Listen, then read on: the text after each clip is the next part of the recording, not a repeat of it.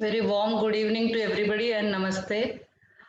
Today's topic is very interesting क्योंकि इसके बारे में देश में ऐसे कहा जाता है कि धीरे-धीरे जो कानून है वो लिव इन रिलेशनशिप को कबूल कर रहा है या फिर मान्यता मिल रही है आधुनिक ज़माने के साथ। क्या ऐसा सच में ऐसा हो रहा है क्या? तो इसी के बारे में आज हम चर्चा करेंगे। तो सबसे पहले समझने की कोशिश करते हैं कि लिव इन रिलेशनशिप का मतलब क्या होता है? लिव इन रिलेशनशिप का मतलब है 2 लोग अपनी मर्ज़ी से साथ में रह रहे हैं, या तो उनमें प्यार है या गहरा रिश्ता है, शारीरिक संबंध है, किसी भी रीजन से या एक दूसरे को जानने के रीजन से या फ्यूचर में शादी करेंगे, ये सोच कर या शादी नहीं भी करेंगे अगर उनकी सोच आपस में नहीं मिली, ये सोचकर वो साथ में रहते हैं। तो इसी को जो डेफिनेशन नॉर्मल डेफिनेशन है, जो समझा जाता है, वैसे लॉ में इसको कहीं पर भी डिफाइन नहीं किया गया है, लेकिन जो नॉर्मल डेफिनेशन है लिव इन का मतलब यही समझा जाता है कि वो 2 लोग अपनी मर्ज़ी से साथ में रह सकते हैं। क्या कानून में इस लिव इन रिलेशनशिप को जो मान्यता है, क्या हम ऐसा कहीं देखते हैं? तो कानून में इसकी कहीं भी मान्यता नहीं है। आप लॉ की कानून की कोई भी किताब उठा लीजिए, सिवाय एक protection of women from domestic violence act में एक छोटा-सा वर्ड है। वो वर्ड ये कहता है सेक्शन 2 में relationship in the nature of marriage. देखिए उधर भी जो वर्ड यूज किया है वो वर्ड यूज किया है इन द नेचर ऑफ मैरिज। इसका मतलब ही क्या होता है कि अगर वो जो उनका संबंध है वो शादीशुदा लोगों की तरफ होगा तभी उसको डोमेस्टिक वायलेंस एक्ट में रिकॉग्निशन है। तो डोमेस्टिक वायलेंस एक्ट खुद भी उसको रिकॉग्निशन तभी कहता है जब उनका जो मंशा है वो शादी करने की फ्यूचर में है या फिर वो शादीशुदा कपल की तरह रहते हैं। तो सबसे इम्पोर्टेंट है कि लिव इन रिलेशनशिप को कहीं पर भी डिफाइन नहीं किया गया है और सिर्फ protection of women from domestic violence act में इतना ही कहा गया है कि any relationship in the nature of marriage between two adult people. अब एडल्ट उसमें एक आदमी होना चाहिए और एक औरत होना चाहिए, 2 लोग रहेंगे। उसके अलावा दोनों की मैरिजेबल एज चाहिए, लड़की 18 की चाहिए, लड़का 21 का चाहिए और दोनों अनमैरिड चाहिए। ऐसे नहीं कि कोई मैरिड है और वो किसी और के साथ रह रहा है या रह रही है, तो वो लिव इन रिलेशनशिप नहीं होगा क्योंकि आप मैरिड हो तो आप किसी के साथ रह नहीं सकते, क्योंकि आपका जो हमारे यहाँ जो मैरिज एक्ट है वो ही कहता है कि वो बाइगेमी एक्सेप्ट मुस्लिम लॉ, वो बाइगेमी यहाँ पर हमारे यहाँ मान्यता नहीं है। तो लिव इन रिलेशनशिप का मतलब है कि आप तो एक तो अनमैरिड चाहिए दोनों लोग और साथ में ये भी जरूरी है कि आप दोनों की एज मैरिजेबल चाहिए और आपकी मंशा ऐसी होनी चाहिए कि आप फ्यूचर में शादी करेंगे। लेकिन लॉ में इसका रिकॉग्निशन फिर नहीं है। मैं तीसरी बार रिपीट कर रही हूँ कि इसमें जो वर्ड डोमेस्टिक वायलेंस में यूज किया गया है वो ये कहता है any relationship in the nature of marriage. तो इसका मतलब ये नहीं कि लिव इन रिलेशनशिप को रिकॉग्नाइज करा है, उन्होंने रिकॉग्नाइज नहीं करा है। हाँ, लिव इन रिलेशनशिप से ये हो सकता है कि उस महिला को फ्यूचर में मेंटेनेंस मिल सकता है, लेकिन मेंटेनेंस कौन से इसी कानून के तहत मिलेगा। लेकिन then she has to prove herself कि उसने वो मैरिज के रिलेशनशिप में उनके साथ रही। वो मैरिज का बहुत समय उन्होंने समाज में अपने आप को बहुत सारे जजमेंट्स है जो आने वाले समय में अभी डिस्कस करूंगी इसी लेक्चर में कि वो समाज के सामने पति पत्नी की तरह मतलब घूमे, पति पत्नी की तरह और सोशल कॉजेज में गए, कोई सोशल फंक्शंस में अटेंड किया, उन्होंने उन्होंने अपने आप को पति पत्नी की और कपल की तरह पोज किया। तो ये बहुत इंपॉर्टेंट चीज है कि आप ऐसा नहीं कि आप एक घर में आपने एक घर ले लिया जॉइंट नाम से और आप साथ में रह लिया, रेंट पे ले लिया। तो ये बहुत बड़ी चीज है कि लिव इन रिलेशनशिप को कोई रिकॉग्निशन नहीं है लॉ में। हाँ, जो कुछ जजमेंट जरूर है जो इसको सपोर्ट करते हैं, लेकिन वो सपोर्ट के भी बहुत सारे कंडीशन है। वहां पर भी यही बात आई है कि you are having a relationship which is showing that in the nature of marriage. तो लिव इन रिलेशनशिप का मतलब ये नहीं है कि आप बिना शादी के साथ में रह सकते हैं और लॉ उसको रिकॉग्नाइज करेगा। अच्छा, लिव इन रिलेशनशिप में ऐसा भी हो सकता है कि कभी बच्चे पैदा हो जाए, तो उन बच्चों का क्या होगा? तो ये बच्चे होंगे, उनको इलेजिटिमेट कहा नहीं जाता, जो they are born as illegitimate, क्योंकि आउट ऑफ वेडलॉक होते हैं, फ्रॉम दी वेडलॉक नहीं थे। कोई भी शादी का जो वेडलॉक होता है, जो शादी होती है उसके विवाहेतर संबंधों से जो भी बच्चे पैदा होते हैं उनको लेजिटिमेट नहीं कहा जा सकता। लेकिन कानून ये कहता है कि उनको इलेजिटिमेट भी नहीं कहना चाहिए कि उन बच्चों का उसमें कोई दोष नहीं है। तो एक जजमेंट मैं यहाँ पर रेफर करना चाहूंगी सुप्रीम कोर्ट का, रेवना सिद्धप्पा वर्सेस मल्लिका अर्जुन, 2011 का ये जजमेंट है। इस जजमेंट में कहा गया है कि बच्चे लेजिटिमेट शादी से हो इलेजिटिमेट शादी से हो, उनको अपने पेरेंट्स की प्रॉपर्टी पर हक होगा। तो नेचुरली जो लेजिटिमेट बच्चे हैं, जो शादी से बच्चे पैदा हुए, उनका तो एंसेस्ट्रल प्रॉपर्टी पे, पैतृक संपत्ति पे हक होता है। लेकिन जो बच्चे विवाहेतर संबंधों से बाहर से पैदा हुए हैं, हो सकता है वो आउट ऑफ वेडलॉक से पैदा हुए या फिर लिव इन रिलेशनशिप से पैदा हुए, उन बच्चों का क्या होगा? तो उन बच्चों को भी हक है, लेकिन उनको सेक्शन जो हिंदू लॉ कहता है कि उनका फादर की कोई भी प्रॉपर्टी, एंसेस्ट्रल प्रॉपर्टी हो या फिर सेल्फ एक्वायर्ड प्रॉपर्टी, अब तक लॉ ऐसा कहा जा रहा है इस जजमेंट के पहले मल्लिकार्जुन के, कि बच्चों को, जो इलेजिटिमेट बच्चे हैं, उनको एंसेस्ट्रल प्रॉपर्टी में हक नहीं होगा। लेकिन इस जजमेंट के बाद इतना हो गया उन बच्चों के खातिर कि उनका हक एंसेस्ट्रल प्रॉपर्टी पे भी होगा, लेकिन फादर के या मदर के हाथ में आई हुई एंसेस्ट्रल प्रॉपर्टी पे और सेल्फ एक्वायर्ड प्रॉपर्टी पे, लेकिन उनका किसी और रिलेटिव की प्रॉपर्टी पे हो सकता है। दादाजी एक्सपायर हो जाए, तो आप एक उदाहरण के ले लीजिए, तो अगर उनके पिता एक्सपायर, तो पिता और माता की दोनों की प्रॉपर्टी पे हक होगा इलिजिटिमेट बच्चों का।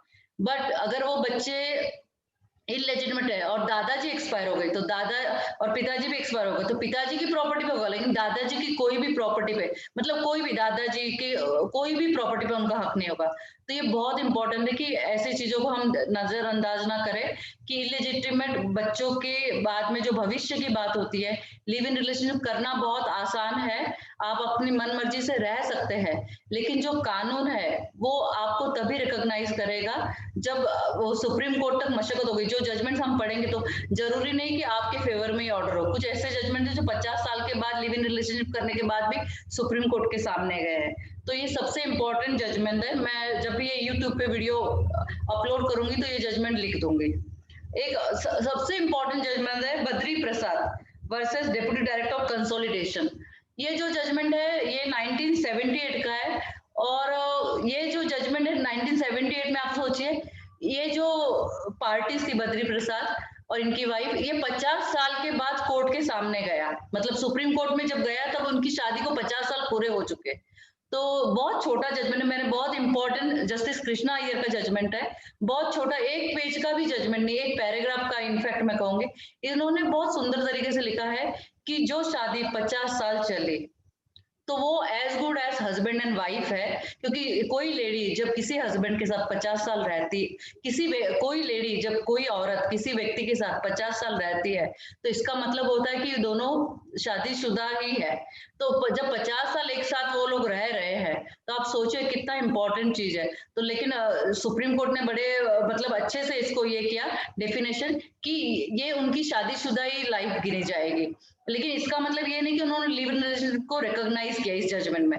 But because the period was so long, the court was hesitant to dismiss the petition of the wife, and उसको हस्बैंड को बोला कि हस्बैंड ने जो वो अपने आप को हस्बैंड नहीं मान रहे, तभी तो वो कोर्ट में गए, तो उन्होंने कहा कि नहीं नहीं बिल्कुल आप इनकी वाइफ ही हो और ये आपकी पत्नी है, लेकिन उसका पीरियड 50 साल का था। आप समझे कोई लेडी 50 साल किसी व्यक्ति के साथ रही बिना शादी के, तब भी उसका पति को, जब भी उसका जो व्यक्ति है उसको पति नहीं बोलेंगे, वो कोर्ट चला जाता है और वो बोलता है कि इनसे मेरी लीगली शादी नहीं हुई है, तो क्या वो मेरी पत्नी है, लेकिन कोर्ट रिकॉग्नाइज करता है कि हो सकता है सप्तपदी ना हुई हो अगर वो हिंदू है तो, या फिर कुछ ऐसा ऐसा अगर वो और कास्ट में भी है, but they have stayed as husband and wife like a husband and wife, तो हमेशा उनकी मतलब शादी को उनकी जो उनके रिश्ते को शादी का रोक दिया जाएगा, सबसे इंपॉर्टेंट है।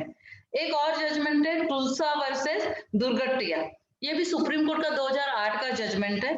इसमें भी एक ये कहा गया था कि इसमें बच्चे पैदा हो गए थे और वो बच्चे अपना हक मांग रहे थे अपने फादर से, तो इनमें ऐसा कहना था कि ये तो जो बच्चे हैं वो इलिजिटिमेट है, इनका तो कोई हक ही नहीं है। बट कोर्ट ने, सुप्रीम कोर्ट ने कहा कि नहीं, इन बच्चों की कोई गलती नहीं है, और इनके पेरेंट्स, जब इनके पेरेंट्स, उनको पति पत्नी नहीं कहेंगे क्योंकि उनकी शादी नहीं हुई थी, तो इनके पेरेंट्स जो साथ में काफी समय रहे, फिर उन्होंने बच्चे भी पैदा किए उस रिश्ते से, तो इसका मतलब देवर वेरी मतलब उनका जो ये पोजीशन था वो शादी की तरह ही था, जो they were posing as husband and wife, क्योंकि उन्होंने बच्चे भी पैदा किए थे, इसका मतलब रिश्ता काफी सीरियस था। इसकी वजह से इस जजमेंट में इन्होंने लिखा कि ये जो जजमेंट है इसमें से बच्चे जो भी पैदा हुए वो अपने पेरेंट्स का हक मांग सकते हैं, उनको एंसेस्ट्रल प्रॉपर्टी में भी हक होगा। तो इस रिश्ते को उन्होंने शादी का करार कोर्ट से मिला, तो ये बहुत जरूरी है जानना कि ये सब जो जजमेंट्स मैं पढ़ रही हूँ, इन जजमेंट में शादी नहीं हुई थी, और जब कोर्ट में गया तो कोर्ट को ऐसे लगा कि नहीं, ये रिश्ता बहुत साल चला है, तो ये इसको शादी कहा जा सकता है। ये एक चीज हो गई। अब इसके अलावा एक और जजमेंट है जो पूरी तरह से अगेंस्ट में है लिव इन रिलेशनशिप का है, और ये 2010 का जजमेंट है, डी वेलुसामी वर्सेस पच्चैयम्मल, पच्चैयम्मल, डी पच्चैयम्मल। तो इसमें PATCHI AMMAL 2010 का ये जजमेंट है। ये जजमेंट बहुत इंपॉर्टेंट लिव इन रिलेशनशिप के लिए जो वकालत करते हैं कि ये मॉडर्न कंसेप्ट है। लेकिन इस जजमेंट के बारे में क्या कहना चाहूंगी कि जो इस जजमेंट में बहुत क्लियरली जो जो अभी तक मैं बोले थे उसमें यही लिखा गया था। Thank you K V Rao sir ने जजमेंट यहाँ पर चैट में पोस्ट कर दिया, thank you so much sir. ये जजमेंट कहता है कि वो कपल जो होता है उनको सोसाइटी में पोज करना पड़ेगा कि हम हस्बैंड एंड वाइफ है, और वो काफी समय, ऐसे नहीं कि आप जाके आपके घर में रह गए, मैंने जैसे स्टार्टिंग में कहा कि एक रेंट के घर में आप रह गए या आप किसी के जॉइंट फैमिली में रह गए बिना शादी के, आपने शारीरिक संबंध बना लिए, तो इसका मतलब ये नहीं है कि आप हस्बैंड वाइफ है। आपको समाज में भी अपने आप को, you have to carry yourself as husband and wife. Otherwise आपको लिव इन रिलेशनशिप का रिश्ते को शादी नहीं माना जाएगा, और लिव इन रिलेशनशिप के जो अधिकार, जो अधिकार मतलब एक मेंटेनेंस का अधिकार है डोमेस्टिक वायलेंस एक्ट में, उसके अलावा आपके हाथ में कोई अधिकार नहीं रह जाएगा। तो डी वेलुस्वामी ये बहुत बोल्ड जजमेंट है। आधुनिक होते हुए भी ये जजमेंट कहता है unless and until there is an intention कि आपको साथ में रहना है, और आप साथ में सिर्फ ऐसे नहीं कि साथ में सेक्सुअल अफेयर है आपका या सेक्सुअल जो रिलेशन है उसके लिए रहे, या आप दोनों को एक साथ में रहना पसंद है, इसके लिए नहीं, आप you have to pose yourself as husband wife. तो ये क्लैरिफाइड क्या है कि वाइफ है, उसको आप वाइफ की मतलब वाइफ की तरह ट्रीट करो। अगर कोई लेडी को आपने रखा है, अगर आपने उसको वाइफ की तरह ट्रीट नहीं किया है, या वाइफ ने या वो लेडी ने उस व्यक्ति को जो मेल फिगर है उसको हस्बैंड की तरह ट्रीट नहीं किया है, तो इसको बिल्कुल किसी भी तरह से मतलब वो रिश्ते को शादी नहीं माना जाएगा, और लिव इन रिलेशनशिप भी उस तरीके से नहीं माना जाएगा कि उसको कुछ अधिकार प्राप्त हो उन बच्चों को भी। और उस जो लेडी है, नॉर्मली लिव इन रिलेशनशिप में ध्यान रखिएगा कि हमेशा जब भी लिव इन रिलेशनशिप में तकलीफ होती है तो वो लेडी को होती है, और वो जो बच्चे पैदा होते हैं उनको होती है। मैंने कई बार ये भी देखा है कि जब भी लिव इन रिलेशनशिप चलता है तो कुछ बार ऐसा भी होता है कि जो करंटली केसेस आए उसमें रेप का भी चार्जेस डाल देते हैं अगर बाद में शादी नहीं होती है। तो मैं जो मेल फिगर्स है या फिर जो आदमी है उसके लिए भी कहना चाहूंगा, अगर आपने लिव इन रिलेशनशिप में किसी लेडी को रख लिया आपने और आपने साथ में रहा और बाद में आपने शादी नहीं की और उसने सेक्सुअल रिलेशन की वजह से कि आपने उसके शादी का झांसा देके साथ में रखा, तो ये कितनी सीरियस चीज है कि आप पर रेप का भी केस हो सकता है। तो ध्यान रखिएगा जब भी लिव इन रिलेशनशिप का आप डिसीजन लेते हैं तो लीगल तो नहीं है, आप आपकी मर्जी से आपके हिसाब से डिसीजन ले रहे हैं, और इस डिसीजन का नुकसान आपको भी भरना पड़ सकता है। क्योंकि अगर रेप की कंप्लेंट हो गई है तो आप समझ सकते हैं आपका करियर, मैं उस आदमी के बारे में, आपका पूरा करियर, आपकी पूरी लाइफ, आपका फैमिली का रेपुटेशन सारा बर्बाद हो जाएगा। सेम टाइम पे जो लेडी है उसके बारे में मैं ये कहना चाहूंगी कि आपको सिर्फ मेंटेनेंस का अधिकार मिलता है, और मेंटेनेंस का अधिकार भी तब मिलता है जब आप लड़ती है, और हो सकता है आपके हस्बैंड जब तक सुप्रीम कोर्ट तक जाए तो तब तक बहुत आपका वक्त निकल जाएगा, ना आप दूसरी शादी कर पाएगी क्योंकि आपका ये केस चालू है, और आपका जो लीगल स्टेटस है ना वो वाइफ का है ना वो अनमैरिड लेडी का है। तो ये मतलब सिर्फ शादी का मतलब ये नहीं, जब भी हमारे यहाँ शादियां होती है, क्यों शादी को Hindu marriage act, special marriage act, foreign marriage act, marriage word को इतना इंपॉर्टेंस क्यों, हिंदू एक्ट करके क्यों नहीं छोड़ दिया? क्योंकि मैरिज से सिर्फ आपका रिलेशन डिफाइन नहीं होता है, आपके प्रॉपर्टी के राइट्स भी डिफाइंड होते हैं। और अल्टीमेटली जब बात लड़ने झगड़ने कोर्ट क्यों जाता है आदमी? वो प्रॉपर्टी के लिए जाता है या मेंटेनेंस के लिए जाता है, एलिमनी के लिए जाता है, या बच्चों के पालन पोषण या भरण पोषण के लिए जाता है।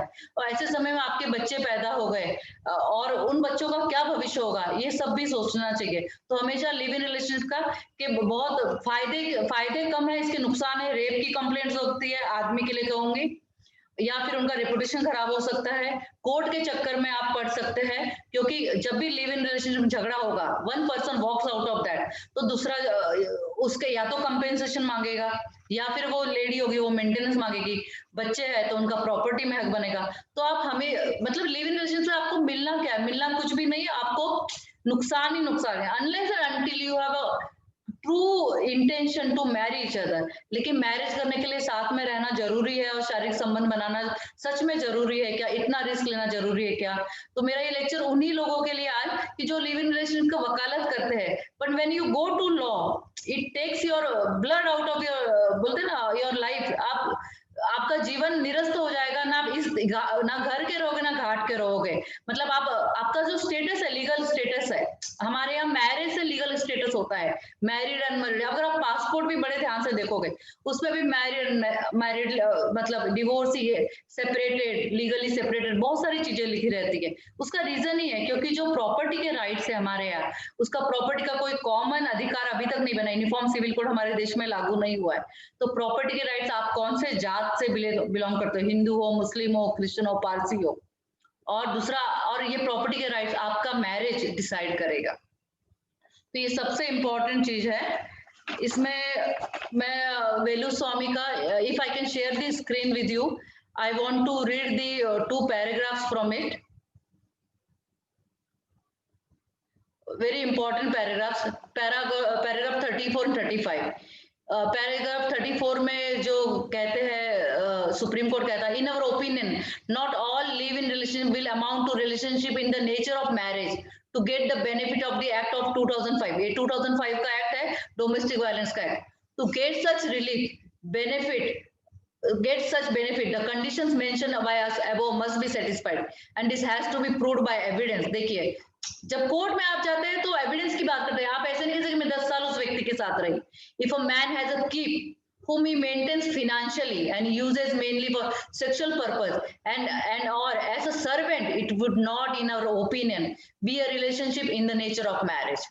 और एक पैरा है next 35, no doubt the view we are taking would exclude many women who have had a live-in relationship from the benefit of the 2005 act, जो कि डोमेस्टिक वायलेंस एक्ट के बारे में बात कर रही हूँ। But then it is not for this court to legislate और amend the law. Parliament has used the expression relationship in the nature of marriage and not live in relationship. देखिए the word use, जो मैं कह रही थी beginning से कि parliament ने जो वर्ड यूज किया है डोमेस्टिक वायलेंस एक्ट के बारे में, सब लोग बहुत, मतलब मैंने मीडिया में भी उस समय देखा लिव इन रिलेशनशिप रिकॉग्नाइज होगा इंडिया में, रिकॉग्नाइज नहीं, ये बिल्कुल रिकॉग्नाइज नहीं है। पार्लियामेंट यूज दी वर्ड, बहुत केयरफुली यूज किया हमारे कल्चर के हिसाब से, relationship in the nature of marriage, and वहां पर भी वर्ड मैरिज यूज किया है, and not live in relationship. The court in the grab of interpretation can not change the language of the statute. तो कहना यही है आपको कि जब भी आप लिव इन रिलेशनशिप की बात करोगे तो आपको आपके आस पड़ोस को, आपके बच्चों को, कहीं कॉलेज, अगर मेरा ये वीडियो आज का उन लोगों के लिए भी है कि वो लिव इन रिलेशनशिप के बारे में सोच रहे हैं, अगर एक व्यक्ति भी समझ जाता है कि लिव इन रिलेशनशिप लीगल नहीं है, तो ये मेरे लिए काफी आज के वीडियो के लिए। डी वेलुस्वामी का जजमेंट बहुत पुराना नहीं है, 2010 का ही है। तो सुप्रीम कोर्ट का व्यू क्या है, और लॉ हम ब्लाइंड नहीं हो सकते, हम पढ़ सकते हैं। Any relation in the nature of marriage लिखा है, उन्होंने बिल्कुल ऐसे नहीं लिखा है कि लिव इन रिलेशन को हम रिकॉग्नाइज कर रहे हैं, और वो भी ओनली फॉर मतलब कुछ अब्यूज हो गया, डोमेस्टिक वायलेंस हो गया, उसको रोकने। आपको हो सकता है आप किसी व्यक्ति के साथ रहे हो, आपको मारपीट कर रहा है, तो यू कैन, आप पुलिस कंप्लेंट फाइल कर सकते हो, लेकिन इसमें भी 498 की कंप्लेंट नहीं होगी क्योंकि आपका मैरिज उसमें रिकॉग्नाइज नहीं हो रहा है। तो हमेशा ध्यान रखिएगा, जब भी आप लिव इन रिलेशनशिप की बात कर रहे हैं तो लॉ सपोर्ट नहीं कर रहा है। डी वेलुस्वामी का जजमेंट तो बहुत क्लैरिटी है, अनलेस अनटिल कोई ऐसा जजमेंट आपको मिल जाए, ऐसा मतलब रिलेशनशिप है जो बद्री प्रसाद का 1978 का, मेरे ख्याल से आज से 42 साल पहले की बात है, वो 50 साल साथ में रहते तब कोर्ट ने रिकॉग्नाइज किया। बट एवरीबडी, मैं लकी नहीं कहूंगी, वो लेडी का 50 साल के बारे में सोचकर कोर्ट ने वो जजमेंट दिया था। तो live in relationship is never recognise under the law according to me, and the word, even if we read D Velusamy के अलावा भी अगर हम जजमेंट पढ़े तो उसमें बड़े मतलब सिंपल वर्ड में क्या है, any relationship in the nature of marriage. ये सारे जजमेंट्स मैं यहाँ पर चैट बॉक्स में अगर नहीं डाल पाई तो मैं बाद में डाल दूंगी। अगर किसी का कोई क्वेश्चन है इस विषय पर तो मैं हाजिर हूँ। मैं आपको अनम्यूट कर देती हूँ सभी को, तो एक-एक करके इसमें भी लिख सकते हैं आप, इसमें चैट बॉक्स में भी लिख सकते हैं।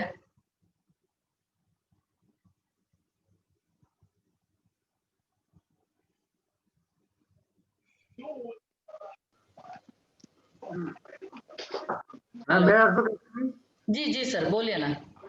Ma'am, about some years back, I read it in the newspaper that in Gujarat there is something like Maitri Vivaha. हाँ Like here, the people have an agreement. Agreement is void, that is certainly, but जी they have an agreement of living relationship. So on that basis, of course, advocates have different opinions. So they say that at least the lady cannot put the charge of rape. हाँ Agreement will be void, but agreement will stand at least in defense of a rape that it was a living relationship and not a promise to marry.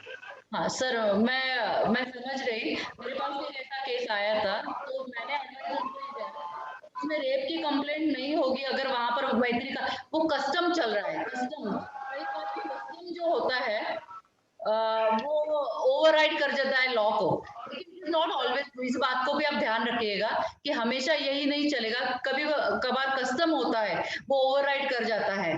जैसे adoption का कोई ऐसा कोई custom नहीं है, लेकिन बोलते रिचुअल करना चाहिए, बच्चे को गोद में देना चाहिए, वैसे तो कस्टम की बात अलग होती है। बट इफ वो लड़की दूसरे स्टेट में जाके कंप्लेन कर देगी तो वहां पर तो रिकॉग्नाइज नहीं है। और जितना मुझे नॉलेज है गुजरात में भी ये कल्चर करके चल रहा है, लेकिन कल्चर और कस्टम को हम लॉ का दर्जा नहीं दे सकते।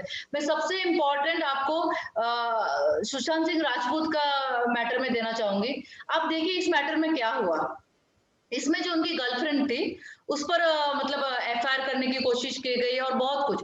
तो वो सुशांत सिंह राजपूत का सुसाइड था या नहीं था, लेकिन अगर वो दोनों साथ में रह रहे थे मैत्रीपूर्ण, मतलब दोस्ती के खाते में या जो भी, या लिव इन रिलेशनशिप में, जो बाहर नहीं आई बात, लेकिन वो साथ में रह रही थी, तो उस पर जब उसमें उन्होंने सुसाइड कर लिया तो ये लड़की भी संदेह के घेरे में आई, या उनका मर्डर हुआ, जो भी उस पर डिबेट चल रही है, लेकिन वो लड़की संदेह के घेरे में आई। लेकिन अगर वो लड़की शादी करके रहती, वो उनकी जो उनकी गर्लफ्रेंड थी वो उनके साथ शादी करके रहती, तब ये क्वेश्चन उठता क्या, तब तो वो उनकी वीडियो कही जाती। तो कहने का मतलब है सुशांत सिंह राजपूत ये सबसे जीता जागता उदाहरण है हमारे सामने कि जो गर्लफ्रेंड उनके साथ काफी समय तक रही, उनके आखिरी समय तक रही, उस पर भी केस बना और संदेह की घेरे में, क्योंकि वो पत्नी नहीं थी। अगर पत्नी होती तो शायद इतने उन पर आरोप नहीं होते। हो सकता है वो संदेह के घेरे में आती कि उन्होंने सुसाइड किया, उनका चैट बॉक्स देखा जाता, मोबाइल चेक किया जाता। मैं ये नहीं कहना चाहती कि पति पत्नी होता तो केस नहीं होता, लेकिन शायद इतने जो आरोप हुए उतने नहीं होते। तो गर्लफ्रेंड का दर्जा और पत्नी के दर्जे में बहुत फर्क है। तो सेम गोज फॉर यहाँ पर भी कि गुजरात में अगर वो कस्टम है तो वो अलग बात है, but it is not allowed. आप लॉ में उसको वो एग्रीमेंट तो वॉइड ही होगा। Any other question?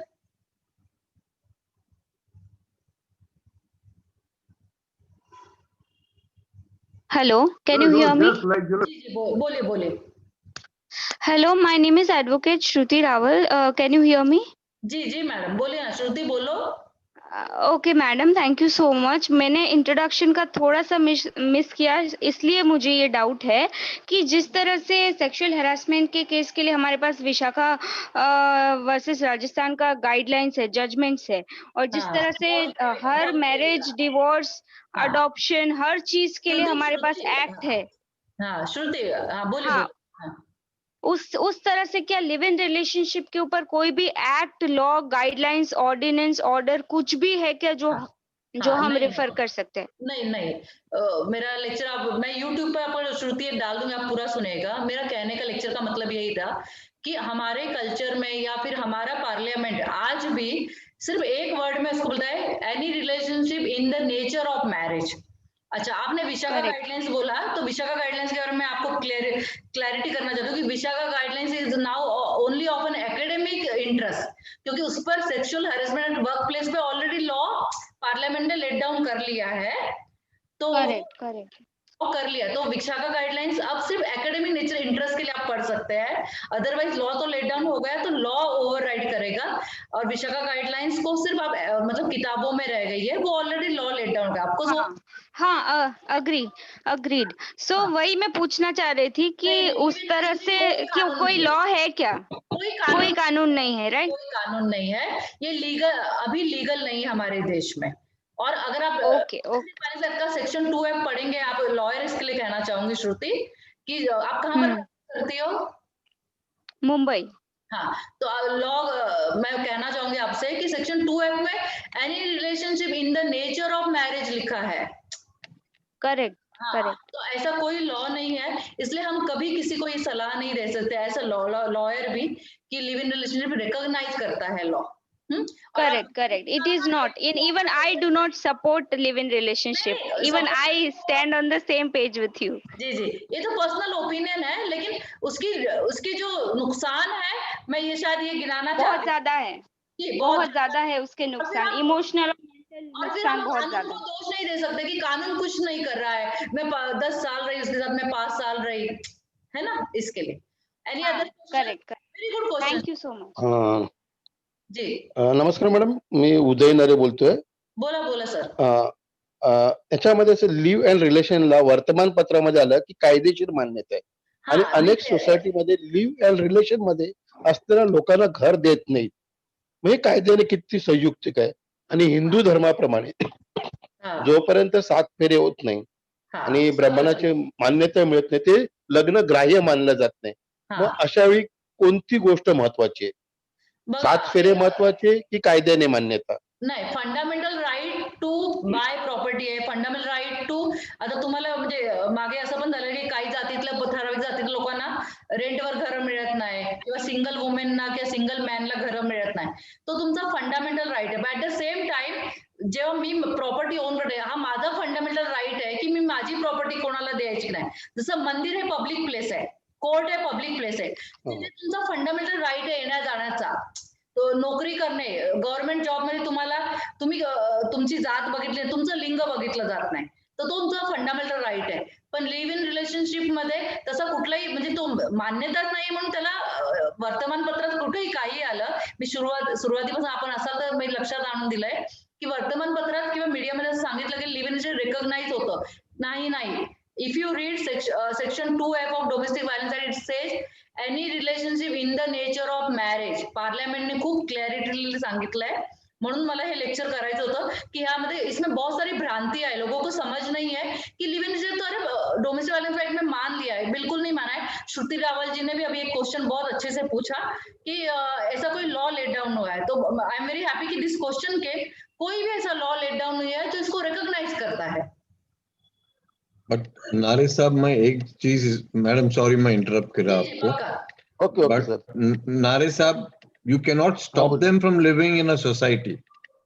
Right. They have a right to live together. Unless they are a nuisance to the society, you cannot stop them from living. आप कानून नहीं बना सकते कि we will not rent out a flat But to many such kind of society deny. Many society no, they deny cannot. that couple. That's exactly what I'm trying to tell you. The society cannot deny them the right to live together. The court has not said that it is illegal to live together. Right. The court has only said that you cannot claim right as marriage because you have lived in together. Understand one thing. There are two consenting adults can live together wherever they choose to live, and no society can bar them or debar them from living in their society unless they are a nuisance to the society. Okay, sir. Okay, sir. Understand the fundamentals of law. The fundamentals of law is everybody has a right to live. उनका question ये था कि कुछ लोग allow नहीं करते. हाँ, तो आपका मैडम वो इलीगल क्या है ना, ये मैं सोसाइटी में क्या मनमानी चल रहा है. हाँ, लेकिन आप फोर्स भी नहीं कर सकते किसी को कि आपको फ्लैट मुझे देना ही पड़ेगा. जैसे मैं ओनर हूँ, मैं अपनी मर्जी, हाँ, वो मेरा फंडामेंटल राइट है, मेरी प्रॉपर्टी है. तो एक सना नारी साहब, अगर मियाँ बीवी राजी तो क्या करेगा काजी? अगर वो दोनों राजी है तो सोसाइटी. मैं कहावत पे जा रहा हूँ मैडम, रावल मैडम, मैं कहावत पे जा रहा हूँ. ठीक है. अच्छा, एक सना मैडम का क्वेश्चन है, how can a man prove that relationship was a promissory marriage and not a rape? Sana ji, मैं आपको ये कहना चाहती हूँ कि वो कोर्ट में केस चलेगा तब वो रेप है या नहीं है, लेकिन कंप्लेंट हो जाती है कई बार.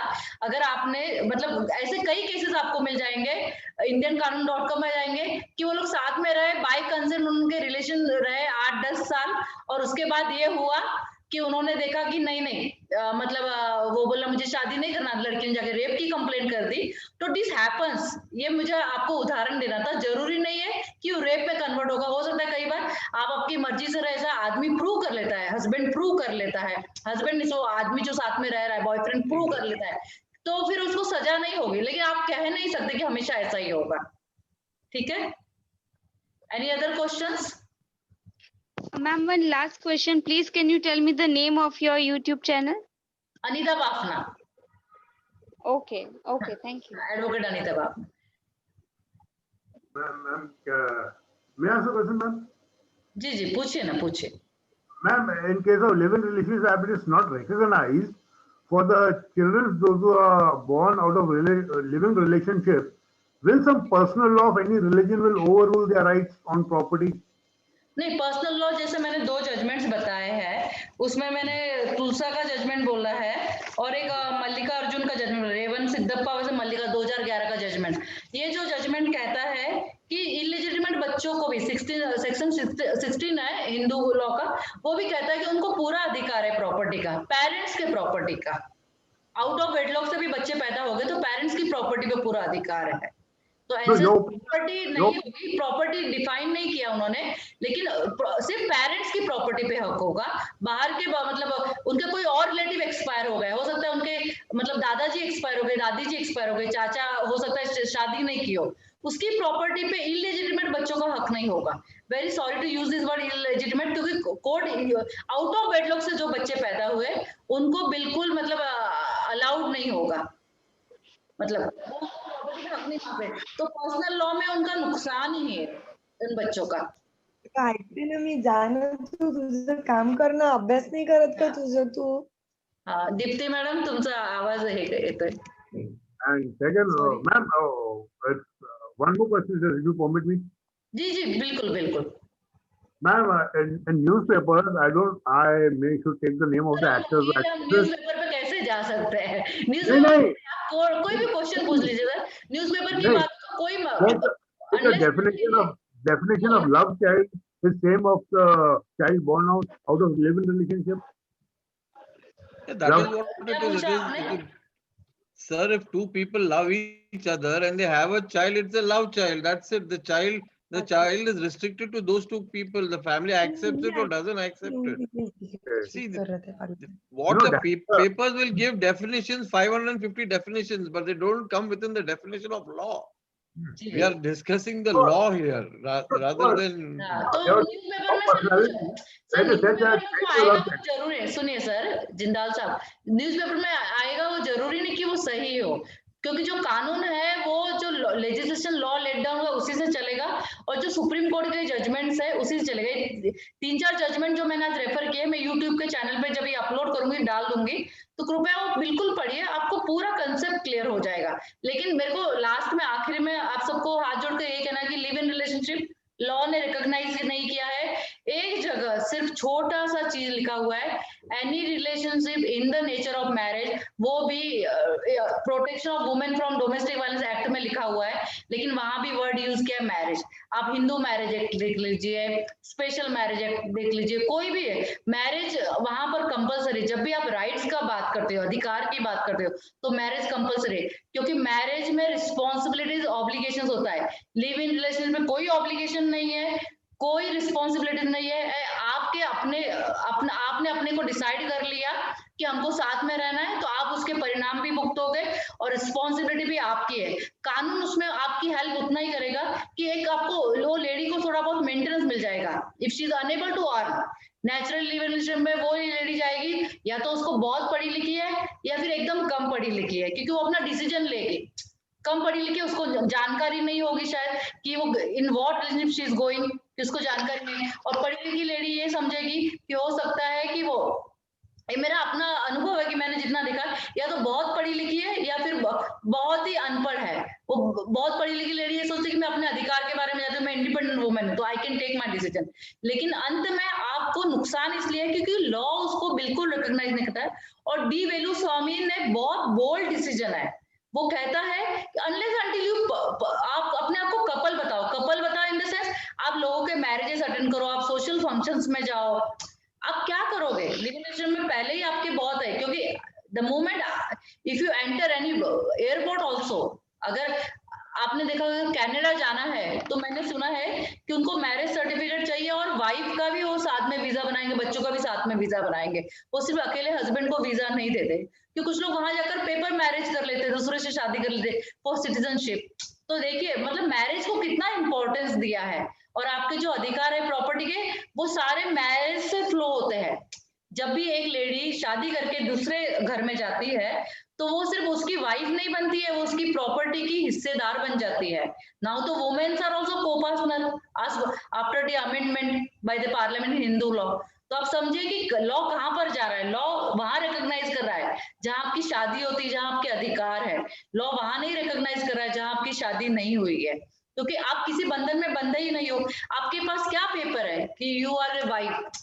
आप लिव इन रिलेशनशिप, अगर लिव इन रिलेशनशिप अगर लीगल होता तो जरूरी है वो भी उसका भी रजिस्ट्रेशन डिपार्टमेंट खोल देते, वो हुआ ही नहीं हमारे यहाँ। आप दो लोग चले जाइए, अनलेस और until you show the marriage proof, और आप रजिस्टर्ड मैरिज करो जिसे सिविल मैरिज कहा जाता है, आप वो मैरिज जब तक नहीं करोगे तब तक होने ही वाला नहीं है। तो सबसे क्लैरिटी आज का मतलब कहने का मतलब इतना ही था कि लिव इन रिलेशनशिप लॉ में रिकॉग्नाइज नहीं है। छोटा मोटा राइट्स मिलता है बच्चों को और उस लेडी को वो मेंटेनेंस का, लेकिन that also in the nature of marriage. So this video is only to make you, all of you and those who will watch this video in future, to understand कि it is not an easy task. It is वो रास्ता सही है गलत है ये हर एक का अपना पर्सनल ओपिनियन हो सकता है, लेकिन उस रास्ते पे आपको लॉ सपोर्ट नहीं कर रहा है। जो सुप्रीम कोर्ट के जजमेंट्स है वो तो यही बोल रहे हैं। थैंक यू सो मच, धन्यवाद।